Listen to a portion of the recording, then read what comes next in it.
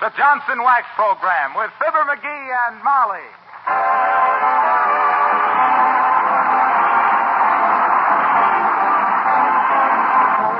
The makers of Johnson's Wax and Johnson's Self-Polishing Glow Coat present Marion and Jim Jordan as Fibber McGee and Molly, with Bill Thompson, the King's Men, and Billy Mills Orchestra. The show opens with Crazy Rhythm.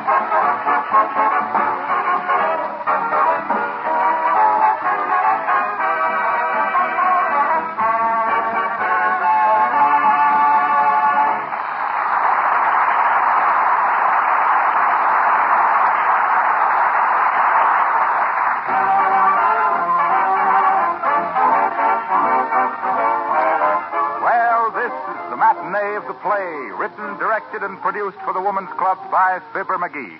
It's entitled When Knighthood Was the Stuff, or Who Wants to Wrestle in the Castle. And the curtain has just risen on the third gripping act, where in a gleaming suit of armor, Sir Lancelot is seen talking to the fair Elaine. These two parts, we see by the program, are taken by Fibber McGee and Molly.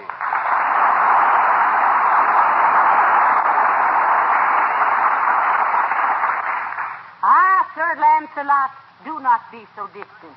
Cometh closer to me, fair knight. Oh, sure.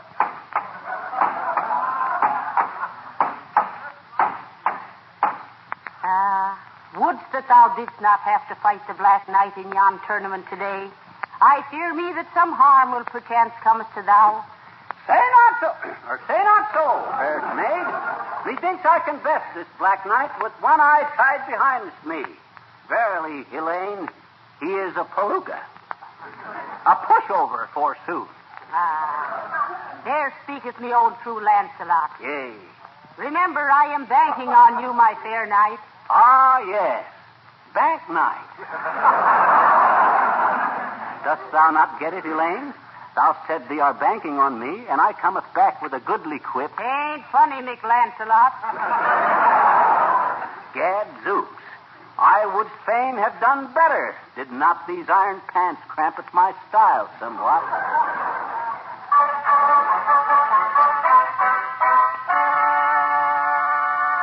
Listen, my Lancelot. Someone approacheth the drawbridge. Is that what that was? Could it be the man who cometh to our house when Papa's gone away? Nay, fair maid, it is the Black Knight. And now I must go forth to do battle for thy hand. Hold it now, hold it. For shouldst I fail, must thou perforce be given in marriage to the Black Knight. These are troublous times when a maid must wed against her will. Merlin the magician telleth me that he hath looked into the future unto the time when the shotgun will have supplanted the broadsword to this purpose. Merlin, bah, a faker. A reader of tea leaves, forsooth. You said it. He is always taking an orange pico into the future. But I must go forth to battle, Elaine.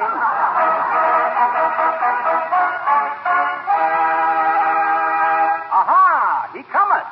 It is Sir Throckmorton, the Black Knight of Gildersleeve. 4 of them. Off, Black Knight. Off.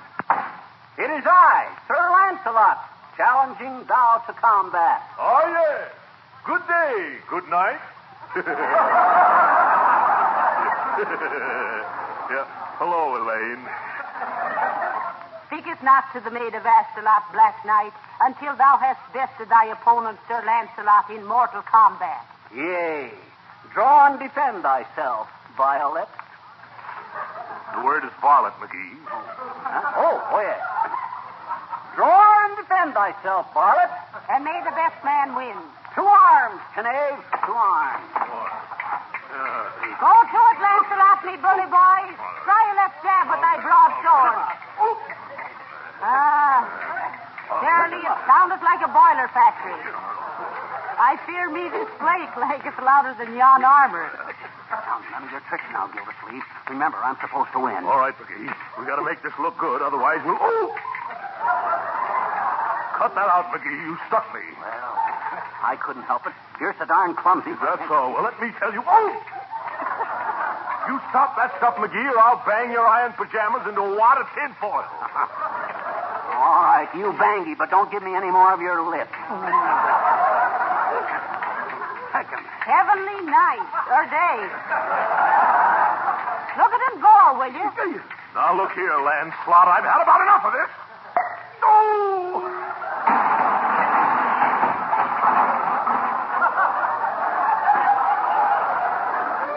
One, 2, 3, 4, 6, 8, 10. Out.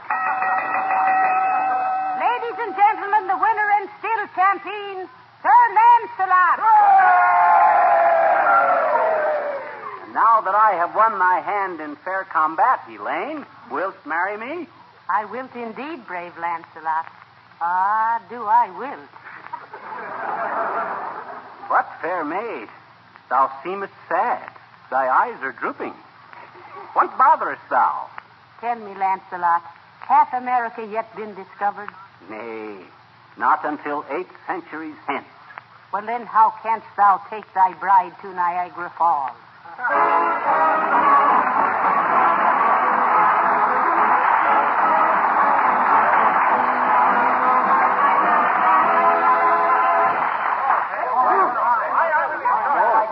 Glad that's over. How'd it go, Molly? Well, I think it was wonderful, dearie. It's the best play you ever wrote, I believe. Boy. Mr. McGee, what a wonderful performance, really. Thanks. You were simply marvelous. Oh, sure. And you, Mr. McGee, you were simply perfect for the part. Oh, thank you, Mrs. Uppington. Do you really think so? Oh, I do indeed. The minute I saw you come out on the stage in that costume, I said to myself, how delightfully she portrays a girl of the Middle Ages. So middle-aged, really. Now, looky here, Mrs. Uppington. Excuse me, girls. To lay aside my sword and get sworded, Mrs. Uppington. How about the gate receipts? How'd we come out financially? Oh, splendidly, Miss McGee. Fine. You know, before we started, the club had a $300 deficit. Now, how's the deficit? Oh, now it's $950. Isn't that wonderful? Oh. The biggest deficit we ever had.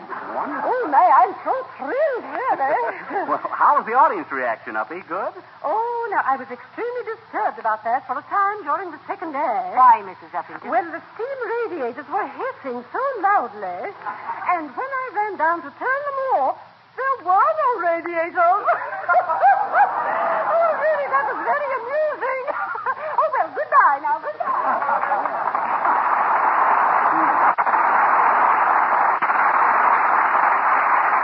Very amusing, huh? It's easy to make some people laugh.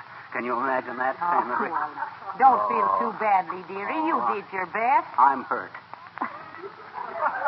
I really do think you overplayed your part a little when you slapped Mr. Gildersleeve down with your sword.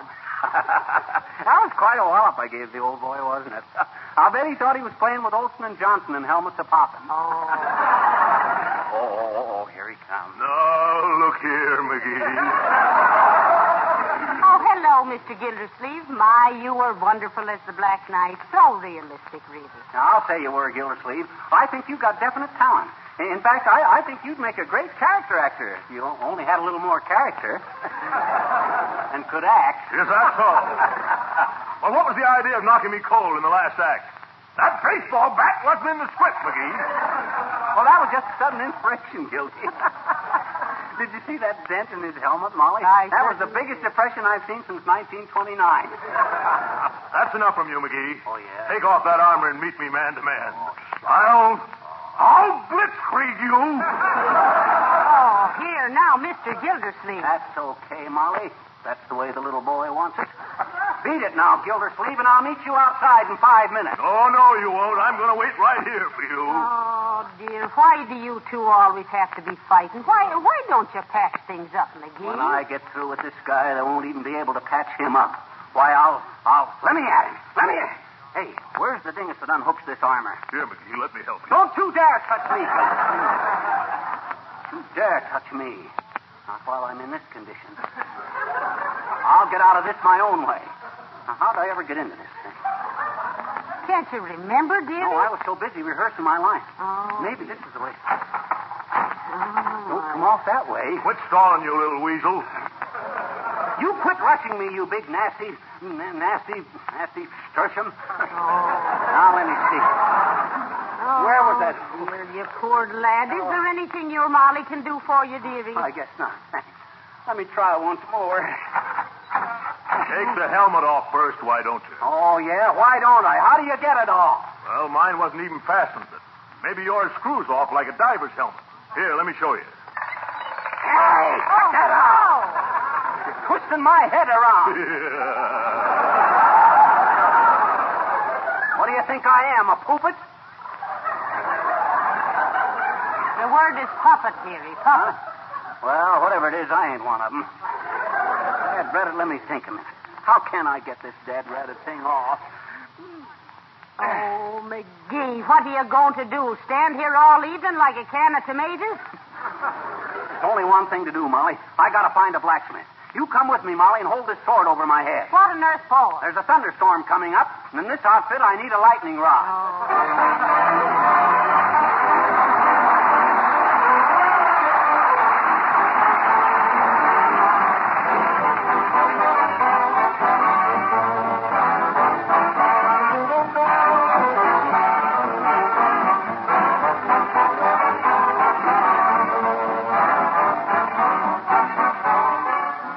Get a big thrill out of driving a beautiful, shiny new automobile? Then listen carefully to what I'm going to tell you about Johnson's Car New. This startling new product will give you almost the same thrill at a trifling cost. You'll admit that the best polish for any car is a wax polish that protects the beauty of the finish. Now, here's a product that both cleans and wax polishes in one easy operation. Eliminates the old-time high cost and hard work. Many car owners write that cleaning and wax polishing took them only about 1 hour with Car New. Now, it might take you a little longer if your car is very grimy, but I'll bet you'll end up the job by saying, boy, what a thrill. You just rub Car New over your car finish, it dries to a white powder, and you wipe off the powder. There's a minimum of work. So, buy a can of Johnson's Car New tomorrow from your regular wax dealer, auto supply store, or filling station. You'll agree with me. Your car looks like new when you use Car New.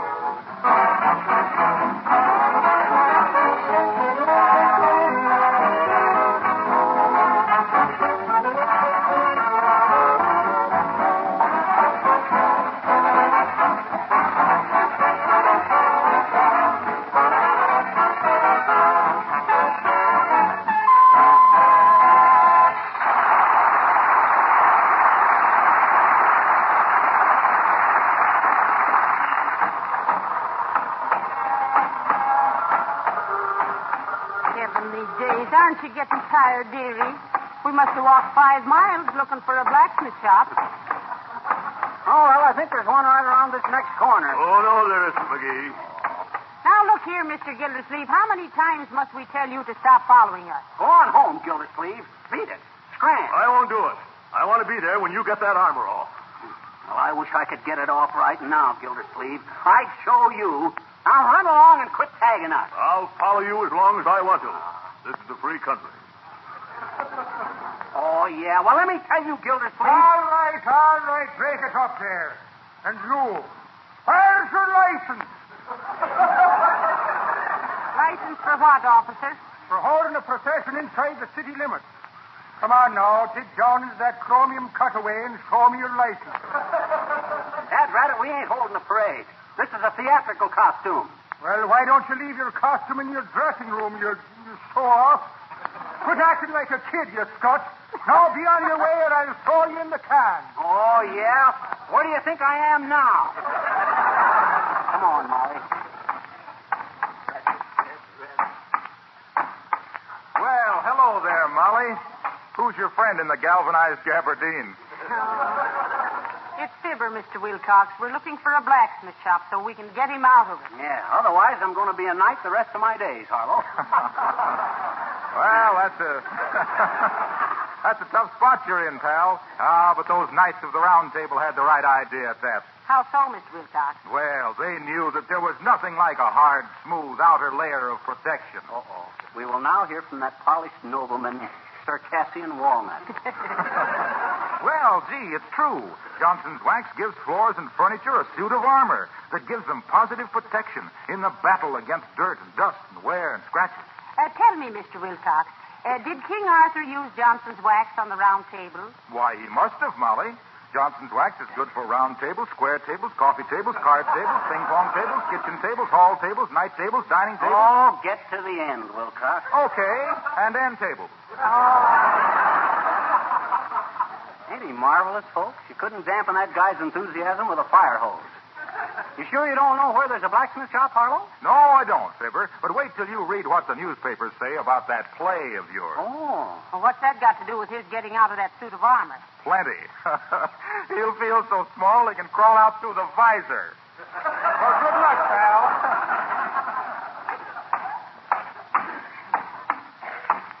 McGee, Huh? Mr. Gildersleeve is still following us. He is? Shucks, if he's got a grudge, why don't he come up to me and fight it out like a man? Oh, now be careful, McGee. Remember, it's his great big bare fist against you and that poor little suit of iron armor. Don't take any chances. Oh, there, my dear. Who's your friend in the noisy knickers? It's me husband, Mr. Boomer. We're looking for a blacksmith to get him out of the armor. Maybe you're the guy we're looking for, Boomer. As Mr. Roosevelt says to Mrs. Farley, how about the loan of your Jimmy for a while?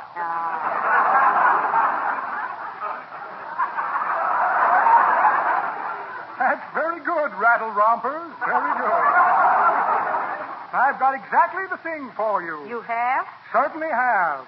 Little invention of my own, the little gem can cutter and oyster opener.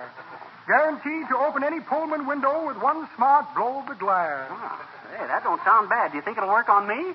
Why, sleeve garters, one twist of the little gem and you'll come out of that sardine sarcophagus quicker than a rabbit can... Well, quicker than a rabbit can.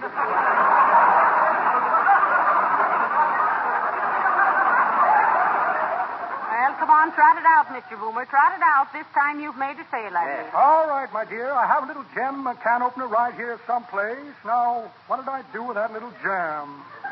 Let me see.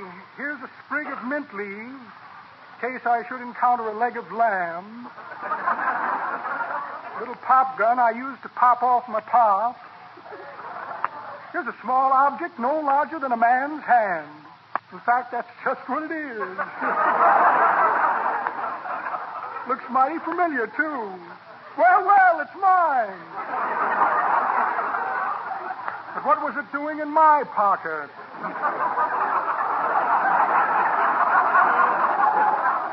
Here's a letter that Louis the Lifer asked me to deliver to the governor. Says here, I've been in here for 30 years, and again Roosevelt and Taft and Dewey are going to run for president. I'd like to get out now, if you'll pardon me. This is where I came in.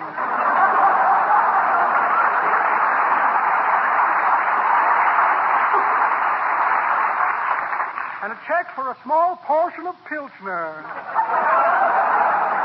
Well, imagine that. No little gem can opener. Come to think of it, you've done me a good turn, foul fly. What you mean? I'm going right home and invent the little gem right now. Good day, my dear, and so long to you, demountable drawers.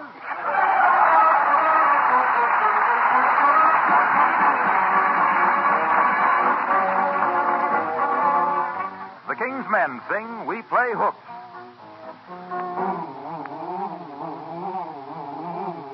We play hoops. Oh, all the day we run and play. We race and run and roll our hoops along. My name they call Louis. I am the sweetheart of Marie. We live in gay Paris. We're very bourgeoisie.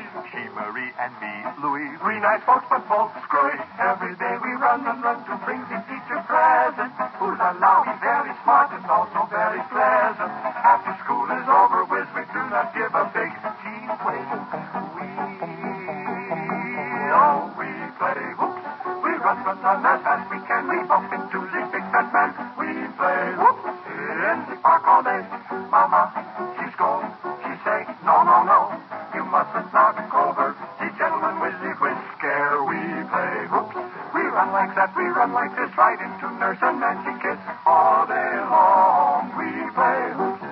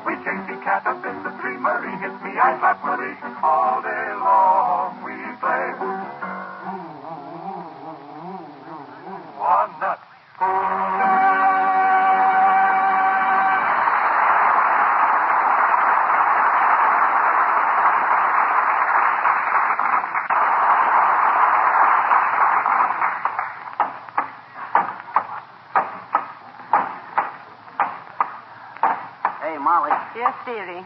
Is Gildersleeve still following us? Yes, he is. I just saw him duck around the corner. Lucky for him, I can't get this dead-dreaded armor off. I'd pound him flatter than yesterday's beer. That guy don't know what he's up against tackling me, Molly. Oh, well, that's human nature, McGee, going up against hopeless odds.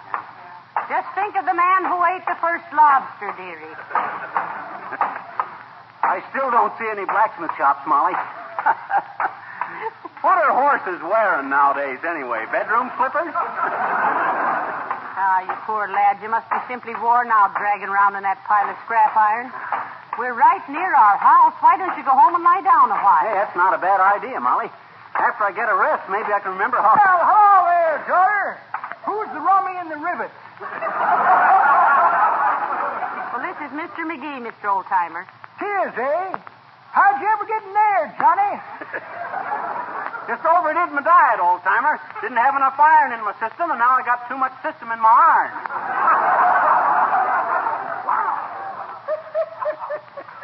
That's pretty good. I don't get it. Well, he had to wear this costume in a stage play, Mr. Oldtimer. He was very much on his mettle, and vice versa.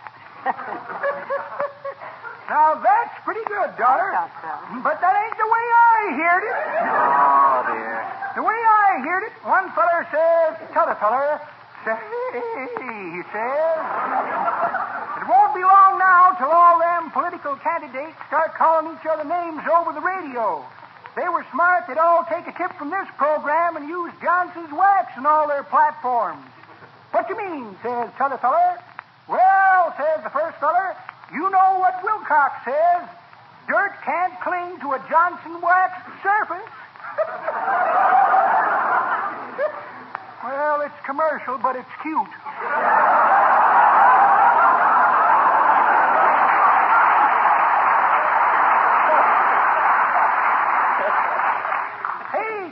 Yeah? You going to be wearing that suit of heavy overwear all day? Well, looks like you'd have to, Mr. Oldtimer. Why? Well, I'm going to make some fudge tonight, and I'll give him 50 cents to come over and roll on the walnuts. You think it over, Johnny. So long, daughter.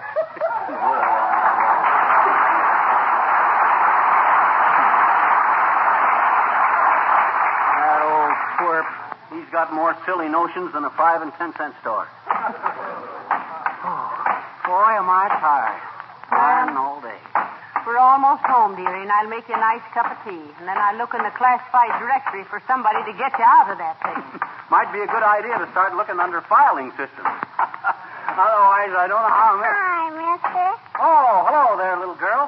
Say, I seen you at our play tonight. How'd you like it? Well, I attended the play in my professional capacity of it. What you mean? Well, I'm the dramatic editor of our kindergarten paper, and I have to see all the plays, good, bad, and no different. Well, professionally then, sis, what'd you think of the underlying premise of our production? The underlying Huh? What'd you think of the show? Oh, well, I have always thought that the days of knighthood was a very romantic period. Oh, yeah, well, what'd you think of my performance? Well, I thought you were very unromantic, period. Don't you think I was pretty impressive in this suit of armor? Gee, that's funny. That's just what Willie Toops asked me. Oh, he did, eh? Mm-hmm. He asked you what you thought of me in my armor, eh? Sure. And what did you say? Oh, come on, say it. I can take it. Flattery don't turn my head. What'd you tell Willie Toops about me and my armor? Do I have to? Sure. Well, Go ahead, sis. I said confidentially, Willie. He clinks.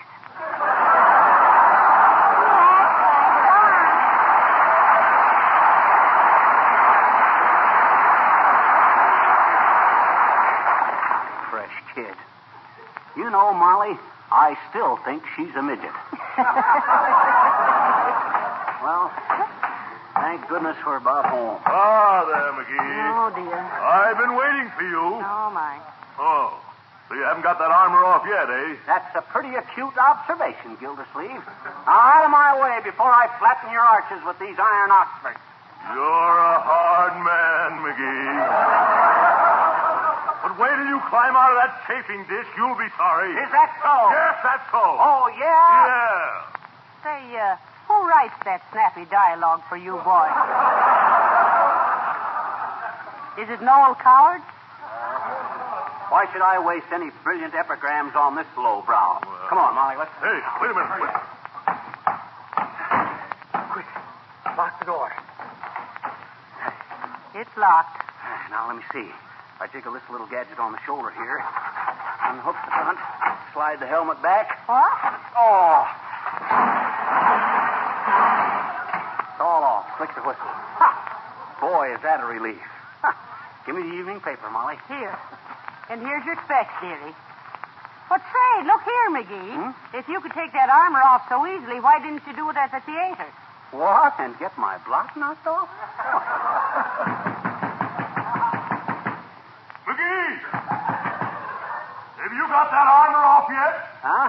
Oh, yes. I got the armor off, but I got my glasses on now. Good night, Black Knight.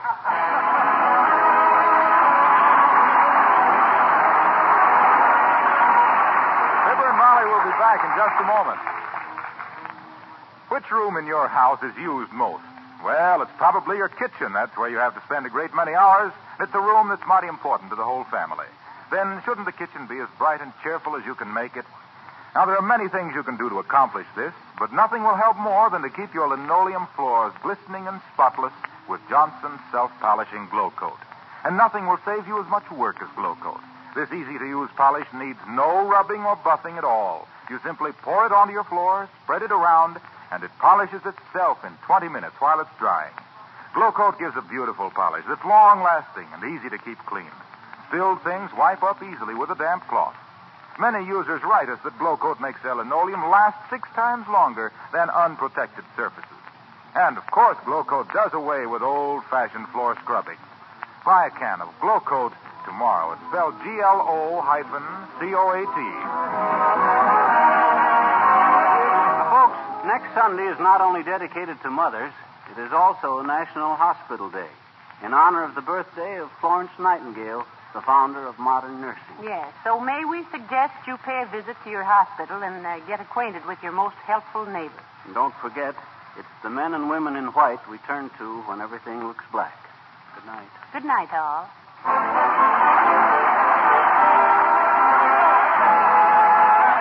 This is Harlow Wilcox, speaking for the makers of Johnson's Wax and Johnson's Self-Polishing Glow Coat, inviting you all to join us again next Tuesday night. Good night. This is the National Broadcasting Company.